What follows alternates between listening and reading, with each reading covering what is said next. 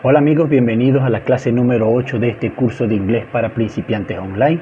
En este video voy a enseñarles todo lo relacionado con el presente simple, cómo usar esos auxiliares tan conocidos como son el do y el das, ¿ok? Así que sin más preámbulo, empecemos. El presente simple lo utilizamos para narrar acciones que se llevan a cabo o que se hacen de manera regular. Una oración en presente simple debe tener los siguientes elementos: subject, verb in present and complement. Debe tener sujeto, un verbo en presente, debemos decirlo o escribirlo en presente, y un complemento o predicado, como algunos lo conocen, que a veces es opcional. Veamos un ejemplo. Vean que dice acá, my car works perfectly. Vamos a detenernos acá un momento, vamos a hacer una pausa para explicar acá algo que es muy importante en este tiempo verbal, que tiene que ver con una regla de oro, que digo yo. Le digo a mis estudiantes, una regla de oro que deben memorizarla. ¿Qué dice esa regla? Dice, al verbo de la oración se le agrega una S si, 1, la oración es afirmativa, y 2, el sujeto de la oración está en tercera persona del singular. Fíjense, esta oración es afirmativa, el sujeto está en tercera persona del singular. Vean que dice my car, es un objeto. Si no tienes claro cómo identificar la tercera persona del singular, cómo saber cuando un sujeto está en tercera persona del singular, puedes verificar los videos de las clases anteriores, ¿ok? Entonces, continuando con esta oración, vean que esta cumple con las dos condiciones, por lo tanto el verbo se le agrega una S. ¿Qué más dice la regla? Si el verbo termina en CH, SH, en O o en X, se le agrega ES. Vean en este ejemplo, Frank watches TV on free days. Vean que cumple otra vez con las dos condiciones. La oración es afirmativa y el sujeto está en tercera persona del singular. Vean que dice Frank es un hombre. Pero acá hay que estar pendiente también de cómo termina el verbo, porque el verbo acá termina en CH. ¿Qué quiere decir? Que en lugar de una S, yo debo agregar ES. Acá tengo unos ejemplos, coloqué estos tres verbos para que veamos un ejemplo de cuando un verbo termina en SH. Tenemos el verbo wash, el verbo go, termina en O, o el verbo fix, que termina en X. Estos verbos, una oración que cumpla con las dos condiciones y que tenga estos verbos, hay que agregarle ES. ¿Ok? También dice la regla que si el verbo termina en la letra Y precedida de una consonante, se le agrega IES. Vean acá.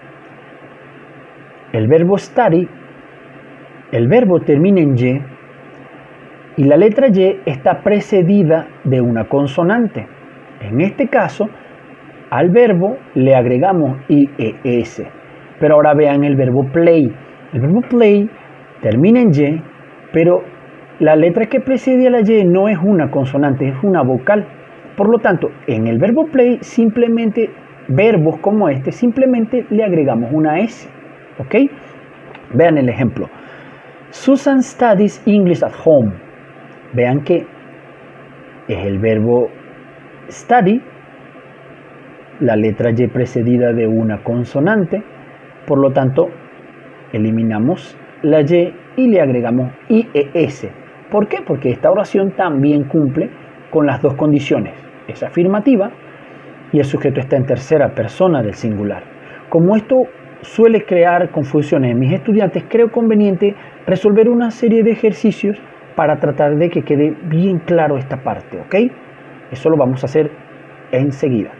Acá tenemos un ejercicio, vean que coloqué un espacio en blanco, me pareció conveniente colocar la regla aquí. Un espacio en blanco donde vamos a completar la oración con el verbo que está en el paréntesis. Debemos estar pendientes que se cumpla las dos condiciones, las dos. ¿Ok? Vean, este tipo de oración es una oración interrogativa, la cual vamos a ver más adelante. Por ser interrogativa ya no se cumplen las dos condiciones, porque la oración debe ser afirmativa. ¿Ok? Entonces en este caso el verbo no lleva nada, debe quedar igual. Debemos decir, do you live in USA? ¿Ok? Ahora vean el número 2. El verbo es cook, cocinar. ¿La oración es afirmativa? Sí. Y el sujeto está en tercera persona. Vean que dice my mother. Es una mujer, o sea que también en esta oración se dan las dos. La oración es afirmativa y el sujeto está en tercera persona del singular. Por lo tanto, ahora me toca ver cómo termina el verbo. Si termina en una de estas letras, le agregamos ES. Pero en este caso no. Simplemente le agregamos una S. Y el verbo quedaría de esta manera. Y la oración diría, my mother cooks very well. Vean que en la pronunciación aproximada que yo escribo coloco doble R, pero no es para que digan R, very, no, es como si nos colocáramos un lápiz aquí y dijéramos very, very, very well. ¿Ok? Vamos con el otro. Héctor doesn't, vean el espacio en blanco, el verbo es write. Esta es una oración negativa, la cual vamos a ver más adelante también. Y en este caso ya la oración no cumple con las dos condiciones. Ya dejó de cumplirse una, esta es negativa. El verbo no lleva nada, no decimos nada, no escribimos el verbo con S ni nada por el estilo. Entonces la oración quedaría de esta manera. Héctor doesn't write in class. Vamos a ver el otro. Your cousin, el verbo es come. ¿La oración es afirmativa? Sí. ¿El sujeto está en tercera persona? Sí, indiferentemente que el sujeto aquí, este sustantivo, sea primo o sea prima, es un hombre o es una mujer. Está en tercera persona, por lo tanto, vemos cómo termina el verbo. ¿Termina en una de estas letras o en la de acá? No. Simplemente le agregamos una S y quedaría de esta manera. Your cousin comes tomorrow. Nuevamente, no es para que suene R, sino para que suene tomorrow. Your cousin comes tomorrow. Vamos con el siguiente. Vean acá, dice Peter. El verbo es go. ¿La oración es afirmativa? Sí. ¿El sujeto está en tercera persona? También, porque es un caballero, Peter. Por lo tanto, ¿cómo termina el verbo? Termina en O. En este caso hay que agregar ES y el verbo quedaría goes. Peter goes to class every day. Así de simple. Verificamos que la oración sea afirmativa, pendiente cómo termina el verbo. Eso es algo que hacemos en nuestro cerebro en cuestiones de segundos cuando estamos hablando. Y de esa manera, si lo memorizamos, poco a poco nuestra fluidez va mejorando. Al principio vamos hablando lento porque pensamos lo que estamos diciendo, pero con la práctica eso mejora. Veamos el último. En esta oración ya de una vez nos damos cuenta que esto es una pregunta, a pesar de que el sujeto dice Susan está en tercera persona del singular, pero no se dan las dos condiciones, solo se da una, el sujeto está en tercera persona.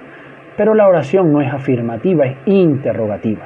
Por lo tanto, acá no pronunciamos la S o no escribimos la S y el verbo queda work. Does Susan work in a bank? Así de sencillo, ¿ok? Espero que haya quedado claro. Si te gustó la explicación, regálame un like y no olvides suscribirte, ¿ok? Continuemos. Continuemos con las oraciones afirmativas. Veamos otros ejemplos acá. Vean, acá en esta oración el sujeto es el pronombre I. La oración es afirmativa, pero no cumple con las dos condiciones.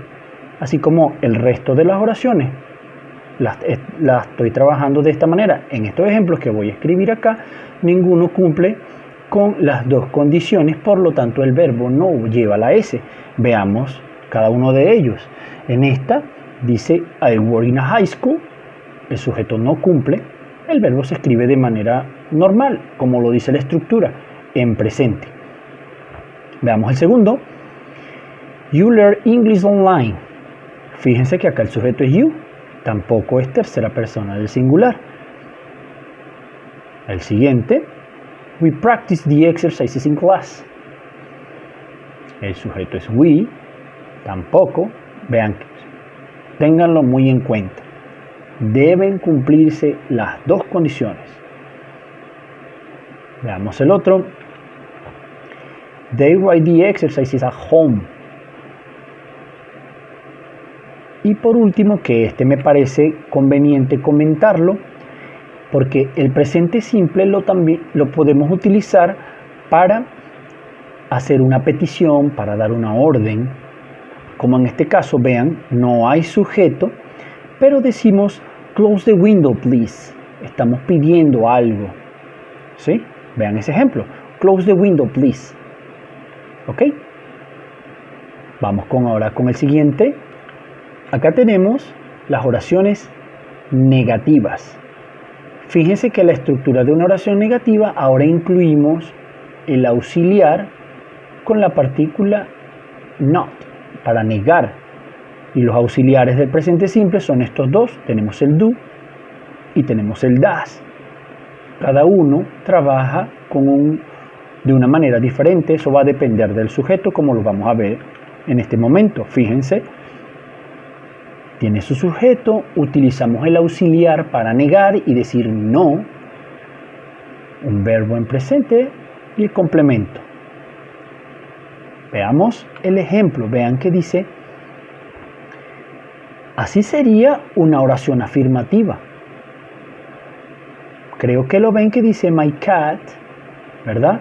Pero como no es una oración negativa, vamos a colocarle la negación para que diga no. De esta manera podemos negar. Podemos decir does not o doesn't, con la contracción doesn't. Y vean que dice my cat doesn't eat mice. Una oración negativa, el auxiliar does, lo utilizamos cuando el sujeto está en tercera persona del singular. Si el sujeto está en tercera persona del singular y vamos a decir no en presente simple, ese no, esa negación, la hacemos con el auxiliar does. Otro ejemplo, Frank doesn't o Frank does not feel good. Vean que el sujeto, otra vez tercera persona, y voy a decir el no. Vean que no tiene el auxiliar, no significa nada, solo lo utilizamos para negar y estamos diciendo no. Lo que pasa es que sirve para indicar tiempo. Cuando una persona oye que le dicen Frank doesn't feel good, doesn't, al oír el does, entendemos que nos están hablando en presente. ¿Ok? Para eso es el auxiliar. Indica tiempo en el oído cuando lo escuchamos o cuando lo leemos. Sabemos que esa oración, el verbo está conjugado en presente simple. Esa es su función. Para negar, hasta ahora, para negar y para indicar el tiempo de la oración. Y en este caso dice Frank doesn't feel good. Frank no se siente bien. ¿Ok? El otro ejemplo de tercera persona sería Wendy. Una chica. Wendy doesn't like soup. A Wendy no le gusta la sopa. ¿Ve? El does lo utilizamos para negar hasta ahora y lo utilizamos con las terceras personas del singular. ¿Ok? Continuemos con las oraciones negativas. Acá tenemos el resto de los pronombres, el resto de los tipos de sujeto, los cuales trabajan con el do, con los cuales vamos a utilizar el do para negar. Por ejemplo, vean, cuando el sujeto es el I, vamos a utilizar el do y diríamos no con el auxiliar do. Diríamos do not o don't. I don't drink coffee. I don't drink coffee. Yo no tomo café. O vean el otro ejemplo. Si el sujeto es you, usamos el do. You don't go to the park. Puede ser una prohibición. Podemos utilizar el presente simple para prohibir algo. You don't go to the park. Tú no vas al parque. ¿Ok? Vean aquí, con el we, plural, usamos el do. We don't open the store on Sundays. We don't open the store on Sundays. Vean el otro ejemplo. Acá tenemos el they, plural, usamos el do. Fíjense que entonces utilizamos el do con los plurales, a excepción del I, que ahora está en este grupo. El do lo utilizamos con los plurales. Y el das cuando el sujeto es singular, tercera persona del singular. Lo utilizamos para negar. Hasta ahora para negar y para indicar el tiempo de una oración. Y el último ejemplo decía, they don't win all games. Ok. Ahora vamos con lo siguiente. ¿Qué sería el último ejemplo? Que puede ser una prohibición, puede ser una orden, y podemos decir, don't close the windows. No cierres las ventanas. ¿Sí? Podemos utilizarlo para pedir, para prohibir. ¿Ok? Acá tenemos las oraciones interrogativas. Interrogative sentence. La oración interrogativa, fíjense que ahora el auxiliar va al principio, luego va al sujeto, subject, the verb in present and complement. Este es el orden que debe tener una pregunta. Si queremos preguntar algo en presente simple, lo primero que debemos pronunciar es el auxiliar, luego el sujeto, ¿sí? Y luego el verbo en presente y el complemento si es necesario. Veamos un ejemplo. Vean, ¿qué ocurre? Que debemos tener presente que dependiendo del sujeto, es el auxiliar que vamos a utilizar al principio. En este caso el sujeto es you, por lo tanto la pregunta la hacemos con el do. Ese proceso en nuestra mente debe ocurrir rápido. Si vamos a hacer una pregunta sobre una chica, debemos escoger el das y decir das y el nombre de la chica, o escribirlo de esa manera, ¿ok? En este caso la oración dice, did you study in a public school? Y se puede responder, ¿ok? Se puede responder una pregunta como esta con una respuesta corta, yes I do, o no I don't, que este sería el equivalente a decir sí o el equivalente a decir no.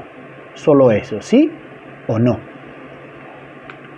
O una respuesta larga, yes I study in a public school. ¿Sí?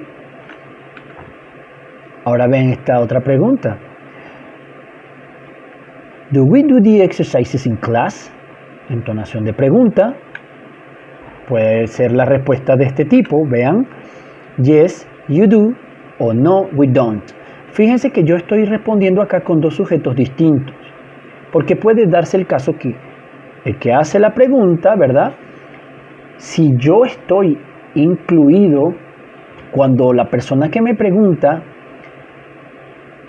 dice nosotros, si yo estoy incluido allí, yo digo no, we, y me incluyo y digo we.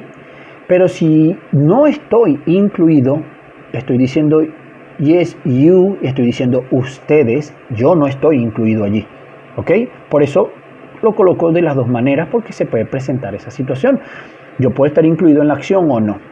Si estoy incluido, digo we.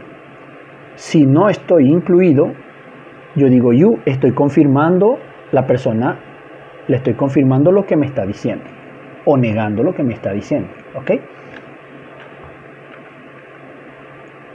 Una respuesta larga sería algo como esto. No, we don't. We do the exercises at home. Ahora